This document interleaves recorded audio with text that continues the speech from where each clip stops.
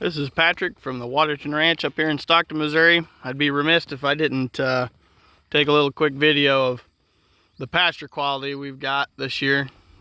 Last week of July, almost last week of July 2025. The Bermuda grass is looking absolutely amazing. It doesn't really do it justice on camera, but the grass is just, you can see that cow. I'll zoom up on this cow here. She's standing in a shorter spot, but the Bermuda grass and clover is up to her hocks almost. Up past her knee. That cow's about up to her hocks. That cow's up to her hocks. And it's just all straight Bermuda grass. Yeah, it's just unbelievable. I've managed pastures for a long time now, probably close to 10, probably more like 12 years. And I'm telling you, I've rarely seen pasture quality like this before. Back when I used to dairy, we had pasture. We had pasture that was tetraploid perennial ryegrass on a nutrition basis.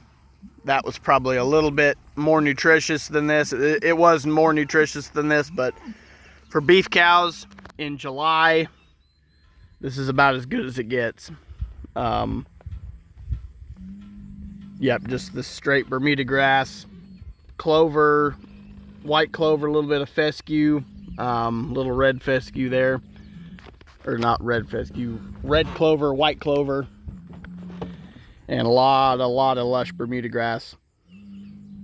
Worked a lot of years to get it to this point. Seems like a lot. It was probably, this is our 4th spring on this farm, and basically worked 4 straight years to get these pastures to this point. And not all the pastures on the farm are like this. A lot of the pastures still aren't even close to being this productive, but we're working on it, that's for sure. And this is kind of our first pasture. This is the first pasture this morning, coming out checking cows. We've been here for four springs. This is going to starting our 4th year here. This is the first time I've ever driven into a pasture and thought, this is what I want a pasture to look like. So, and the story on this pasture is we've grazed this probably 4 times this year. This is probably our 4th. I think this is our 4th grazing on this field this year. Might be our 3rd. It's either the 3rd or 4th. But after the 3rd grazing, after the last grazing, I came in here and brush hogged pretty tight. Got it down pretty tight. Got all the excess forage off. Kept, I probably brush hogged it probably 10 inches high. Knocked down all the weeds and reset the grass to a more vegetative state. And then I ended up coming in and putting some nitrogen fertilizer down. I didn't plan on doing that. What happened was I had some crop ground that I was going to side dress some nitrogen on, and it got too wet, and I pulled the buggy out in the field and it started a downpour, and it just got, the conditions got too bad to spread nitrogen on our cropland. And so what I ended up doing is I just jumped over here to this field and a couple other of the north pastures over there on the other side of the woods. And I cut the rate down and I spread it over. I think if I remember right, I put 50 pounds of actual N on this field, because this is one of our better fields. And then across the way there on the other side of the woods, I put 80 pounds of N on those fields, only because I thought they needed it a little more. This field honestly is our best field, has always been our most productive field. And it's a really nice couple cows there. And so yeah, everything kind of fell into place on this field. 3 years ago, this field had no Bermuda grass in it. I should say that 4 years ago, when we first got here, this field had no Bermuda grass in it. It didn't have much of anything in it. And then 3 years ago, we had a drought. We had a drought 4 years ago and 3 years ago, and the Bermuda grass started to come in during the drought because it didn't have much competition. And I took notice of that because I didn't know what it was. I didn't grow up with Bermuda grass, and so I researched it and found out, hey, that's actually Bermuda grass, and it's really good stuff. We don't have a lot of it here in Missouri. We have mostly fescue, and so anyways, 3 years ago I took notice of the Bermuda grass creeping in, so I thought I'm gonna go with that because we really lack a good warm season perennial grass here. And so this past spring, I actually decided to go ahead and overseed a bunch of these pastures. So what I did is I went and I bought, this pasture is, I spread Stampede Bermuda grass this past spring, and I spread it in like, I think the middle of April or late April. I broadcasted it with a herd seeder on the back of a four-wheeler. I only put down like 3/4 of a pound to a pound an acre, which is not much. And the Stampede mix is mostly Wrangler. It's 60% Wrangler, I'm pretty sure, and it's got a little bit of a Giant in it, Giant Bermuda grass, and another variety that I didn't recognize, but it looks like to me the overseeding is taking off really well now. I had doubts about it about a month ago or about a month or two ago. I had doubts whether it was going to fill in, but this field is 100% Bermuda grass now, and I attribute that to that overseeding. And so a lot of this might be that Giant Bermuda grass. They say it really takes off the first year. There could be a fair bit of it that's the Giant, but if the Giant germinated and we're looking at a fair bit of Giant through this pasture, then that means next year and the year after we should see a bunch of Wrangler fill in behind it. So if that's the case, we'll take it. But anyways, that's how we got this field in the quality that it's in. I overseeded Bermuda grass that I took notice was already starting to fill in. Just a wild variety or a common variety was already starting to work its way into this pasture. And so with that assumption, we can I drew the conclusion that this country and particularly this field likes Bermuda grass. So I went in and overseeded it early in the spring, grazed it a couple times after we seeded it, and so the cows probably trampled in a lot of the seed. So that was really nice. Yeah, and so now we're looking at the aftermath. And the other thing I want to point out is we've had a lot of rain in 2025, and so this year we're looking at the result of overseeding, proper grazing management, brush hogging, a lot of rain, and a little bit of nitrogen. So that's how we got to this. That's how we got to this this point here. So eventually I'd like to get to the point where I can rotationally graze these cows through these north pastures, and not let them have the whole thing like they do now. What they'll do is they'll go through and they'll be in here for quite a while, probably a week and a half to 2 weeks, and they'll just continuously high grade out all the good stuff until they get it down low enough to where I think it's time to move them.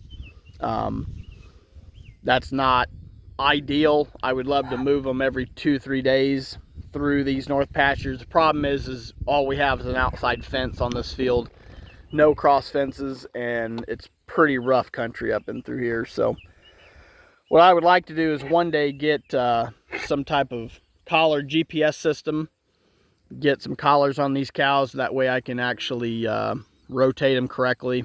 That would be ideal. Other than just putting a whole bunch of infrastructure in, I think that's going to be our best bet for getting a rotational grazing system set up on this ranch, because like I said, we've got some really rough country and it's not square by any means. And it would be a lot of work to get the infrastructure put in. And then the worst thing is, once you get all the, all the electric fence infrastructure put in, it's going to be just as much work to get them actually rotated. It's not, like I said, the farm is not square. It's actually the opposite of square. It's more like a spider.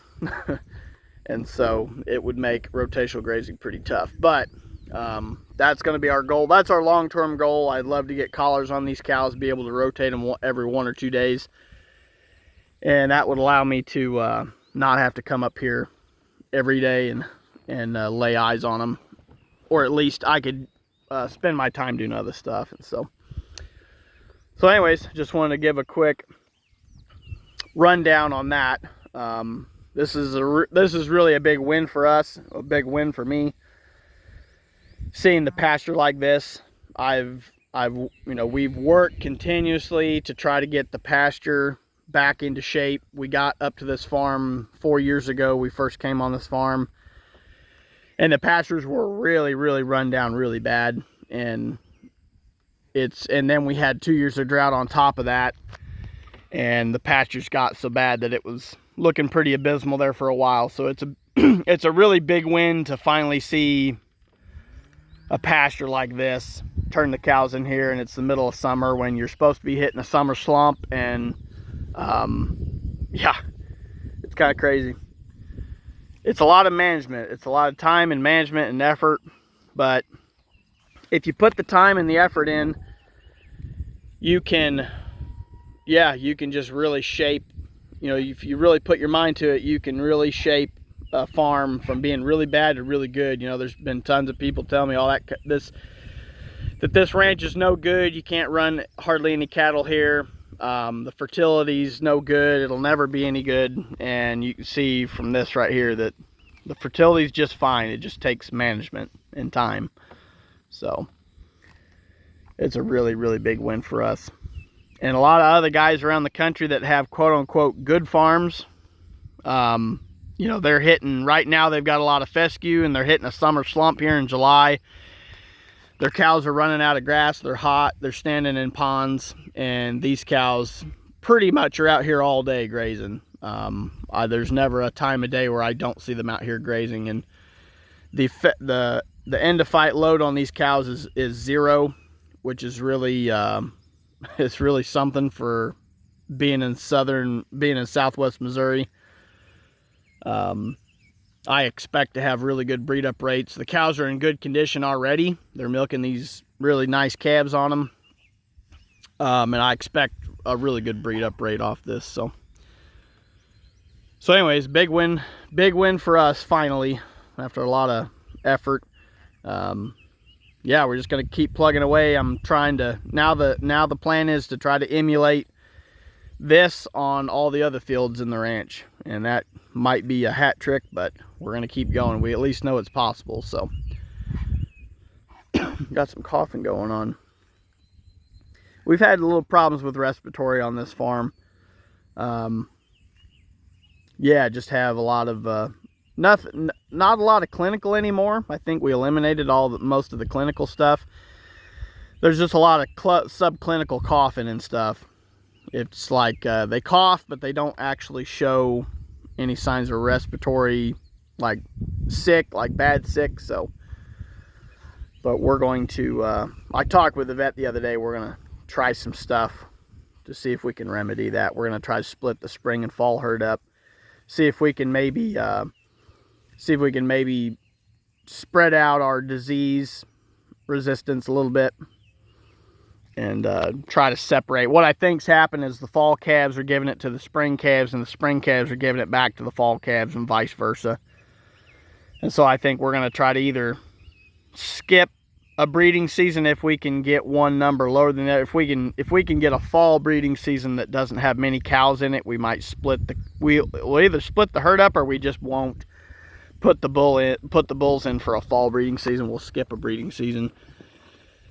We'll just have to work out and see what's more economically feasible. It might be better just to split the herds, and if we have a small group of fall calvers, to just split them up put them somewhere else on a different side of the ranch for a little while, and run them as a separate herd for a little while till we can get over this respiratory thing. So, but anyways, that's enough. That's enough rambling. This is a really long video, so hope you guys are having as good luck as we are. And if you're not, keep plugging away and keep banging away. You know, even if you're in a drought, it only takes a couple years, a year or two of good rain, and you can get pastures back up to snuff like this.